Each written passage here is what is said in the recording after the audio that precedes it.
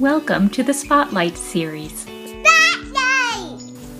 This week we delve into a poem by Emily Dickinson, a 19th century American poet born in 1830 and who lived her life in Amherst. Her poem, There Is No Frigate Like a Book, was written in 1873. There is no frigate like a book to take us lands away, nor any coursers like a page of prancing poetry. This traverse may the poorest take, without a press of toll. How frugal is the chariot that bears a human soul.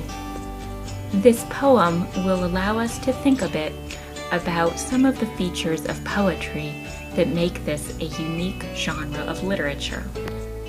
One feature of poetry is its use of defamiliarized language, that is, poetry's ability to take a common concept, such as, in this poem, escapism, and encouraging us to think about escape through language that we wouldn't typically use in order to talk about that concept.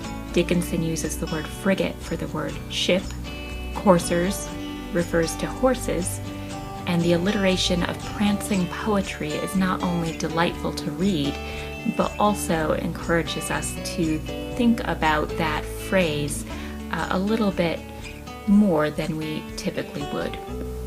Poetic structure allows us to think about rhythm.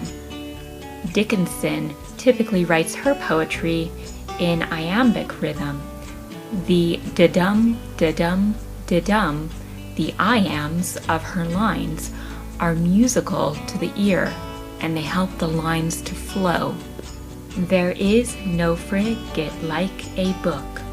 There is no frigate like a book. The iambic tetrameter here, 4 iambs in the line, is an example of the rhythm that pulses through Dickinson's poetry. The rhythm, or meter, of the poem lends itself to a particular style of poetry.